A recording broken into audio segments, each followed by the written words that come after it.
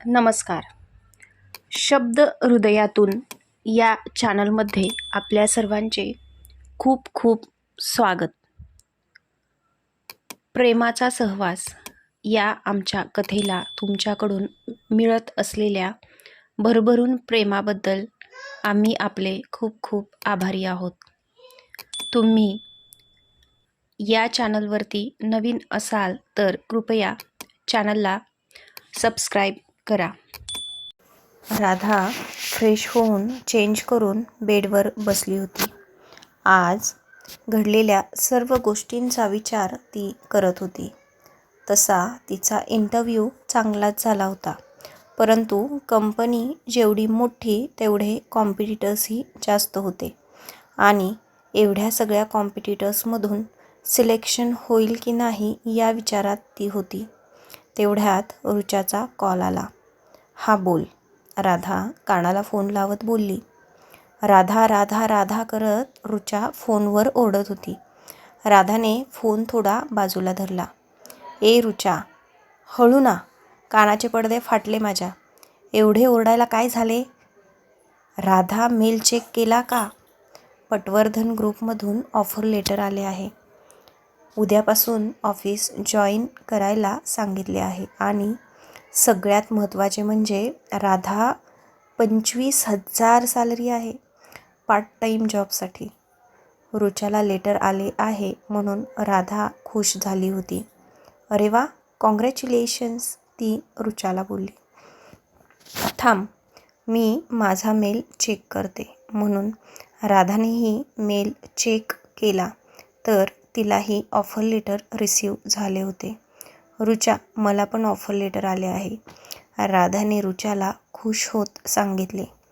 त्या दोघींनी उद्याच्या जॉईनिंगबद्दल डिस्कशन केले. मी ऑफर लेटर वाचून पाहते, नंतर बोलू. चल बाय, म्हणून तिने फोन ठेवून दिला. संध्याकाळी इंद्रा घरी आला. कमला मावशींची कॉफी बनवून झालीच होती की त्यांनी आल्या आल्या त्याला कॉफी दिली. त्याने सोफ्यावर बसतच कॉफीचा एक सिप घेतला आणि डोळे मिटले. कॉफीमुळे तो चांगलाच फ्रेश झाला होता. तो रूममध्ये आलाच होता की एकदम फ्रेश फ्रॅग्रन्स त्याच्या नाकात गेला. ऋचाला कॉल संपून तिने ऑफर लेटर चेक केले. ऑफर लेटर व्यवस्थित वाचले आणि मेल बंद केला. तिला जॉब भेटला होता आणि उद्यापासून तिला जॉब जॉईन करायचा होता. आज तिला तिच्या आईबाबांची खूप आठवण येत होती. ती चालत चालत बाल्कनीत गेली आणि तिथे उभा राहून उदास बाहेर बघत होती. या काही दिवसात तिचे आयुष्य 360 डिग्री फिरले होते. आईबाबांना आठवून तिच्या डोळ्यातून अश्रू जमा झाले होते. कितीही अडवायचा प्रयत्न केला तरी आता ते घळघळ गालावरून खाली वाहत होते. आपले म्हणावे असे तिचे जवळचे कोणी उरलेच नव्हते. बाल्कनीत ती उदास उभा राहून विचार करत होती.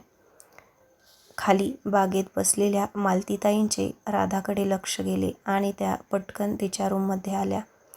त्या आता राधाच्या शेजारी येऊन उभा राहिल्या होत्या. राधा, काय झाले? अचानक बाजूने आलेल्या आवाजाने ती दचकली. शेजारी मालतीताईंना पाहून तिने पटकन डोळे पुसले. काय झाले राधा? इंद्रा काही बोलला का?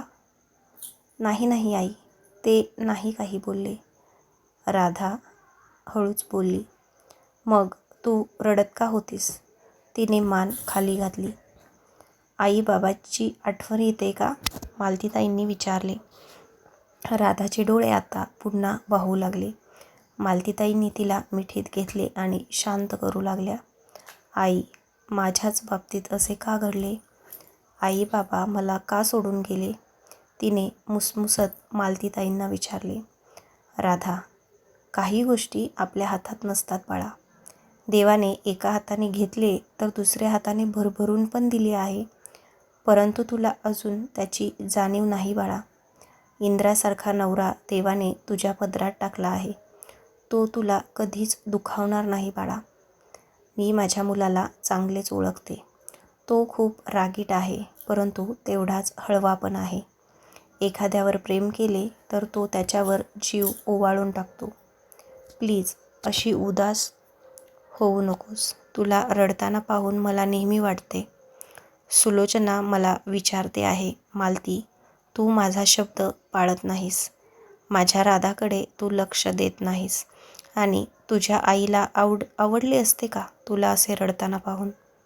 तू फक्त आणि फक्त सुखी राहावी एवढीच तिची अपेक्षा होती बाळा. मग तू नाही का तुझ्या आईची ही इच्छा पूर्ण करणार? मालतीताई राधाला अगदी आईसारखे समजावून सांगत होत्या. हो हो आई, मी नक्की आईची इच्छा पूर्ण करणार. लगेच राधाने डोळे पुसले. आई, मला यांच्या कंपनीमध्ये जॉब भेटला. उद्यापासून मी जॉईन करणार आहे. रुचाही माझ्याबरोबर आहे. तिचेही सिलेक्शन झाले आहे. राधा आज तिच्या झालेल्या इंटरव्ह्यू आणि सिलेक्शनबद्दल तिने मालतीताईंना सांगून टाकले. अरे वा, छान. एवढ्या आनंदाच्या क्षणी तू रडत का आहेस? का रडत बसली आहेस? चल हस बघू. मालतीताई तिच्या डोक्यावरून हात फिरवत बोलल्या. राधाने लगेच स्माईल दिली. अरे हो, मी विसरलेच. त्यांनी सोनचाफ्याची काही फुले तिच्या हातात ठेवली. ती फुले पाहून तिच्या चेहऱ्यावर हसू खिळले. थँक्यू आई, मला सोनचाफा खूप आवडतो. राधा त्या फुलांचा सुवास घेत बोलली. चल फ्रेश हो, आपण कॉफी घेऊ. आई, मी आज यांच्याबरोबर बाहेर जाणार आहे, ती खाली मान घालून बोलली. मालतीताई मोठमोठ्याने हसू लागल्या. मग अशी खाली मान घालून का सांगत आहेस?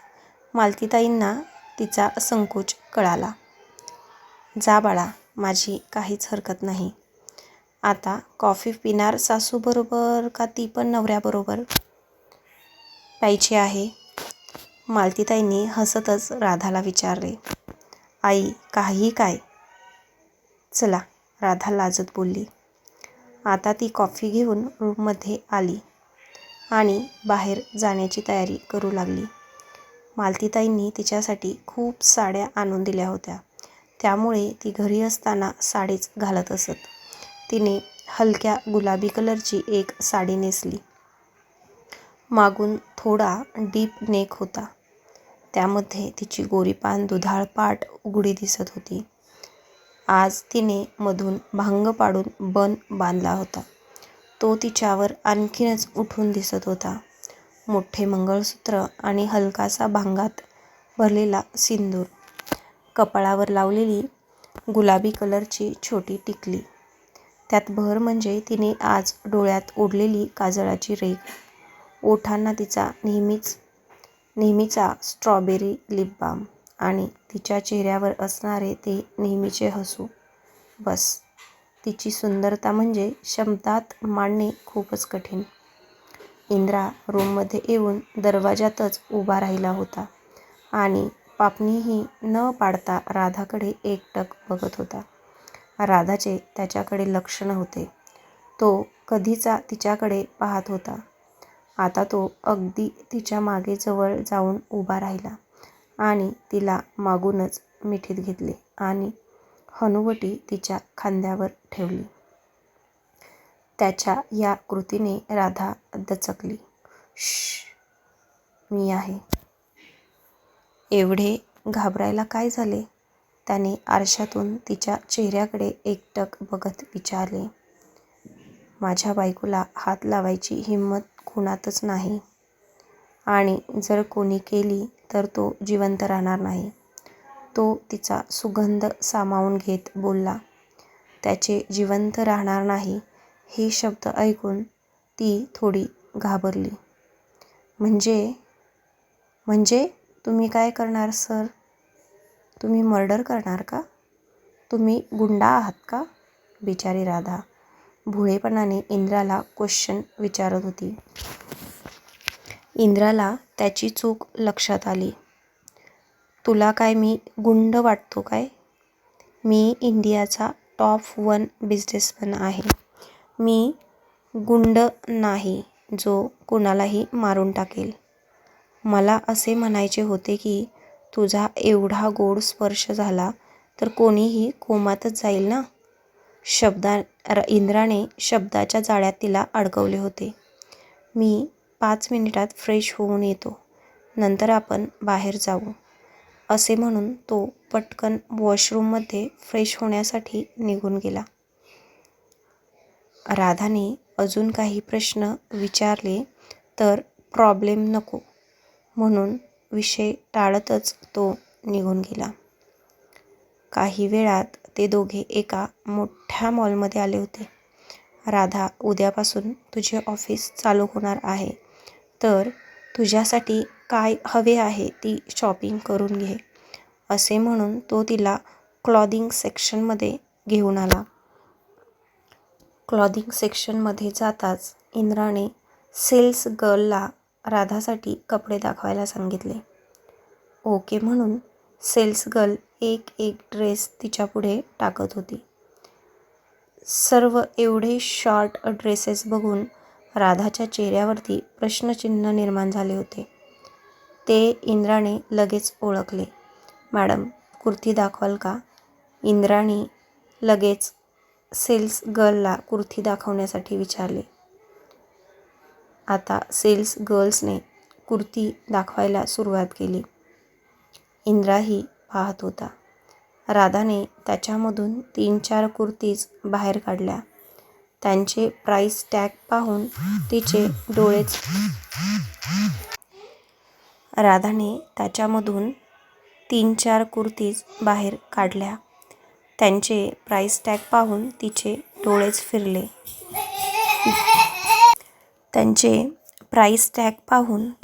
डोळेच फिरले. हां, दिसायला तर त्या एकदम सिंपलच होत्या, पण एक रिचनेस त्यामध्ये होता. त्याचाच परिणाम म्हणजे त्यांची प्राइस हजारोंच्या घरात होती. सर, आपण दुसरीकडे घ्यायचे का ड्रेसेस? तिने कुर्तीचे प्राइस टॅग बघत इंद्राला विचारले. का? तुला आवडले नाहीत का? इंद्राने राधाच्या प्रश्नावर तिलाच पुन्हा प्रतिप्रश्न विचारला. नाही, तसे नाही काही, पण मला वाटते आपण दुसरीकडेच पाहू. राधा, तू फक्त कुर्ती काढ, त्याने थोडा आवाज चढवून राधाला सांगितले. शेवटी राधाने 2 कुर्ती काढल्या. फक्त 2? हो, सध्या माझ्याकडे भरपूर आहेत, त्यामुळे 2 बास, राधाने इंद्राला स्पष्टीकरण दिले. इंद्राने आणखी 4-5 कुर्तीज काढल्या आणि सेल्स गर्ल्सकडे पॅक करण्यासाठी दिल्या. शेवटी राधाचा नाईलाज झाला. सर्व शॉपिंग आता झाली होती. त्यानंतर ते घरी निघाले. रस्त्यामध्येच इंद्राने एका 5 स्टार हॉटेलसमोर गाडी थांबवली आणि राधाबरोबर डिनरसाठी हॉटेलमध्ये गेला. टेबलची अरेंजमेंट त्याने आधीच करून ठेवली होती. तो टेबलजवळ तिला घेऊन आला. तिच्यासाठी चेअर ओढून तिला बसण्यास सांगितले. हे सर्व पाहून राधाला खूप ऑकवर्ड फील होत होते. तिच्यासोबत असे पहिले कधीच झाले नव्हते. इंद्राही समोर चेअरवरती जाऊन बसला आणि राधाकडे मेनू कार्ड सारून ऑर्डर करण्यास सांगितले. सर, तुम्हीच मागवा काय मागवायचे ते. मला काही समजत नाही. तुम्हाला आवडते ते घ्या, मला चालेल. इंद्रा राधाचेच निरीक्षण करत होता. मला स्ट्रॉबेरी आवडते, तो तिच्या ओठांकडे पाहून बोलला. परंतु ती आता इथे भेटणार नाही. ओके सर, आपण घरी जाताना घेऊन जाऊ, राधा इनोसंटपणे बोलून गेली. ओके, मला घरी जाताना घेतली तरी चालेल. इंद्राने स्माईल करत राधाकडे पाहिले. थोड्याच वेळात इंद्राने जेवण ऑर्डर केले. जेवण करून दोघेही हॉटेलबाहेर पडले. Sir, bill. इंद्रा पुन्हा हसला. राधा, हे आपलेच हॉटेल आहे. काय? एवढे मोठे हॉटेल? तिने आश्चर्याने विचारले. हो, आपलेच आहे. म्हणून तो गाडीकडे निघाला. राधाचा हात त्याच्या हातामध्ये होता. चालत असताना गाडी जवळ आल्यावर राधाला एका माणसाचा धक्का लागला आणि इंद्रनील रागातच त्या माणसाकडे धावला.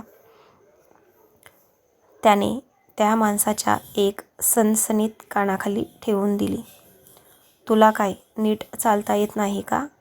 डोळे गेलेत काय? पुन्हा जर असा दिसलास कोणाला धक्का मारताना तर चालायच्या लायकीचा ठेवणार नाही. इंद्रा रागातच बोलला. तो माणूस घाबरून पळून गेला. तो निघून जाताच इंद्राने राधाचा हात धरला आणि तिला गाडीमध्ये बसवले. राधाला गाडीमध्ये बसवत असतानाही त्याच्या चेहऱ्यावरती तेवढाच राग दिसत होता. त्याचवेळी तेथून शनायाची गाडी पास झाली. शनायाचे सहज तिकडे पाहिले तर तिच्या नजरेस इंद्रा दिसला. त्याच्या चेहऱ्यावरती भयानक राग दिसत होता. गाडीच्या काचेमधून आत बसलेली एक लेडीज तिला दिसत होती, परंतु तिचा चेहरा काही तिला स्पष्ट दिसत नव्हता. तिने अंदाज लावला की ही इंद्राची जबरदस्ती लग्न झालेली बायको असेल. शनायाचा पुन्हा गैरसमज झाला होता. राधाला बळजबरी बाहेर घेऊन यावे लागले म्हणून इंद्रा रागात आहे तिला वाटले. इंद्रा अजूनही तिच्यावर प्रेम करतो. पुन्हा तिचा गैरसमज झाला होता. जशी ती तिच्या फायद्यासाठी इंद्राबरोबर होती तसाच इंद्राही त्याचा फायदा पाहून शनायाबरोबर एंगेजमेंट करणार होता. त्याच्या मनात तिच्याबद्दल कुठल्याच भावना नव्हत्या. इंद्राच्या आयुष्यात येण्यासाठी शनाया आत्ता पुन्हा तयार झाली होती. काय होईल पुढे? खरंच शनायाला इंद्राच्या आयुष्यात एंट्री भेटेल की एक्झिट? बघूया पुढील भागात काय होते आहे. तोपर्यंत सबस्क्राईब, लाईक आणि कमेंट्स करायला विसरू नका. जमल्यास आपल्या चॅनलला super thanks premium membership options available आहेत. तुम्ही जर इंटरेस्टेड असाल तर त्या ऑप्शनचा वापर करू शकता. धन्यवाद.